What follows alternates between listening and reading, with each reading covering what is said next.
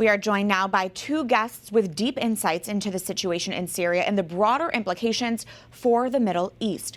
Bishop François Beyrouti is the leader of the Melkite Greek Catholic Church in the United States, an Eastern rite that's in full communion with Rome, and it is headquartered in Damascus, Syria.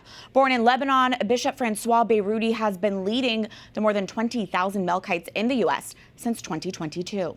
Alberto Fernandez is a former U.S. ambassador who has served in multiple senior diplomacy positions, including having served in Syria at the U.S. Embassy in Damascus. He's currently the vice president of the Middle East Media Research Institute, and we're also grateful to have him as a contributor to EWTN News. Thank you both for being with us. Your Excellency, I want to start with you. What are you hearing from Christians and Melkite church leaders on the ground in Syria? There are a variety of things that I'm hearing. I've called a couple people there, bishops and other priests, and it's always a cautious balance. There's always hope, but also, as I said, a caution to match that hope with actual work of collaboration on the ground. Yeah. So the good news is that the Christian, Muslim, and other leaders are gathering to transition to this new phase in Syria. And so far what we see is something very positive. We hope also that this initial air of positivity will continue as all the religious communities work together and also assist in helping the people flourish, because that has been a problem recently, that people have had a problem with food and safety and all sorts of other social factors. So the religious role is always to focus on the human dignity of the person, the freedom of the churches to worship, and also, and very importantly, throughout the Middle East, the role of the church in social institutions of building up churches, high schools, elementary schools, colleges, universities, and a variety of other social programs that are out there. So the initial thing that we are hearing is that this collaboration has been taking place. That's good insight to hear. Alberto, you wrote a commentary for the National Catholic Register called "For Christians and for Everyone Else, an Uncharted Future in Syria." So for context, Alberto, how large is the Christian community in Syria right now, and how does that compare to recent years? Thank you. I'm very honored to be on with Sa'adat al-Mutran. You know, we lack precise details, but we do know that the Syrian population has been in deep decline over the last 13 years since the civil war started. Some estimates say that about 80, even 90% of the population, Christian population, has left.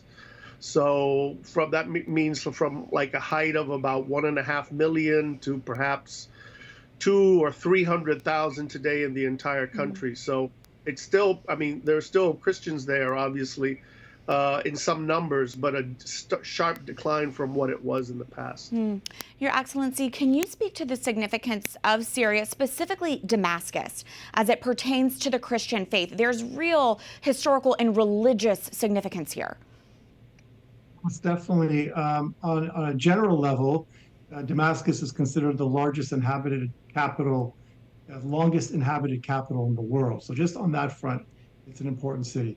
Secondly, for our great saints Peter and Paul, all had a very important journey in Damascus and also through Damascus.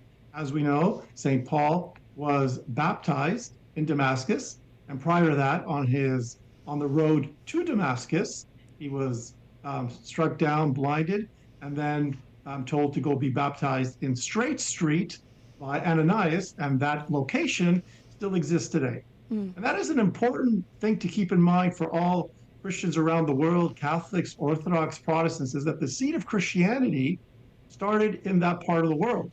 Not only Jerusalem, Nazareth, but also in southern Lebanon, and all the various important cities throughout Damascus. So from that earliest time, Damascus has been a central city in what is known as the Levant Middle Eastern region.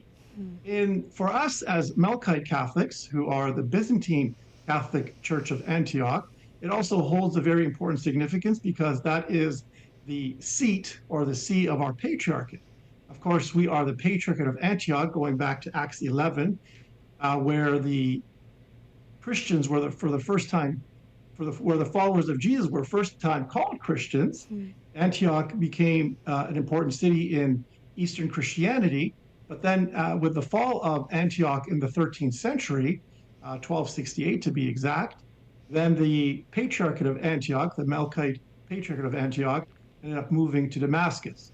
So not only did it have ancient importance prior to the 13th century, it also had an importance for the See of Antioch following that. In addition to that, we also have to keep in mind the importance of the many saints in Antioch and Syria and the Levant, including, of course, St. John of Damascus, who coined one of the most popular phrases defending the icons, that we don't worship icons, we worship him who became, we don't worship material matter, we worship him who became matter for our salvation. So all those early things that we take for granted were established in the Levant region.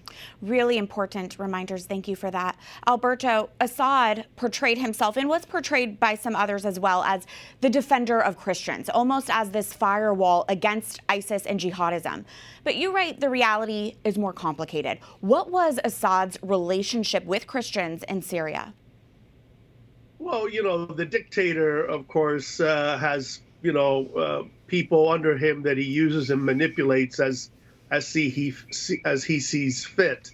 Assad was heavily influenced by his allies in Algeria, the so-called eradicateurs, who practiced a policy which he adopted, which was to radicalize the revolution and then to serve as the bulwark of the revolution that he was facing. So Assad let out the worst jihadists from Syrian prisons, and people who are peaceful, people who are just opposed to the regime, those people he kept in prison, thereby radicalizing what began as a peaceful revolt.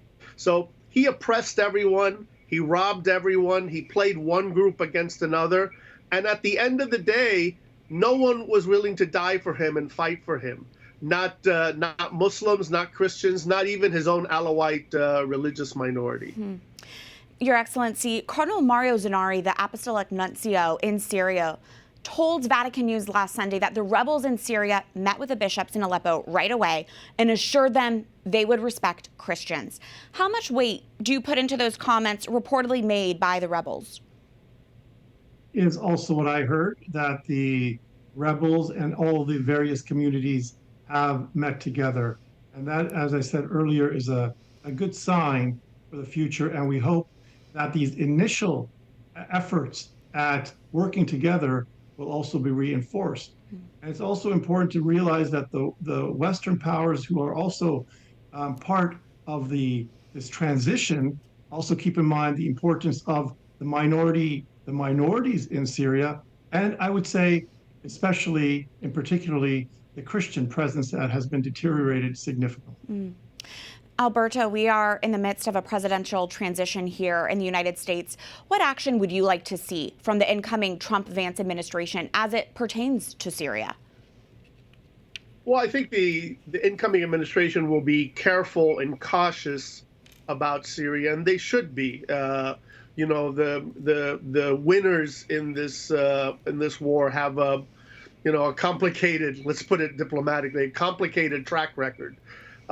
So they need to be careful. We certainly don't want to get involved in another quagmire, as the United States has had in other places, and the new administration rightfully wants to avoid. But I think there are a couple of things that we can do. First, I think, as His Excellency the Bishop said, there is humanity and solidarity with those suffering in Syria. Absolutely with the Christians of Syria, but I would say more generally with the poor. Syria is destroyed today. The Assad regime robbed it and demolished it. There are hungry people in Syria. And so we have our own interests and we have our own needs, but I think finding some way, some tangible way to showing solidarity with the Syrian people and with the pluralism, which is so important in Syria, is a good place to start. Your Excellency, we have under 1 minute left, but I want to ask you this. You were born in Lebanon and raised in Canada. Do you have any insight you can share with us about how Christians in Lebanon are doing right now with the apparent collapse of Hezbollah and the consequences of what's happening in Syria? The current situation, especially in the south, is very difficult because Israel bombed many of the villages and including churches in the south, as you see on your screen. So this is an opportunity to rebuild and work together for the future. Unfortunately, this is something we have seen over and over again. I am just a little over 50 years old, and this has been repeating since the day I was born. However, not only in Lebanon, but throughout the entire Middle East, the Christians are always a sign of hope, a sign of unity, and a sign of goodwill to work with everyone, to rebuild, to collaborate, and to make sure we always focus on the human dignity and rebuilding communities, but also rebuilding human lives. Well said.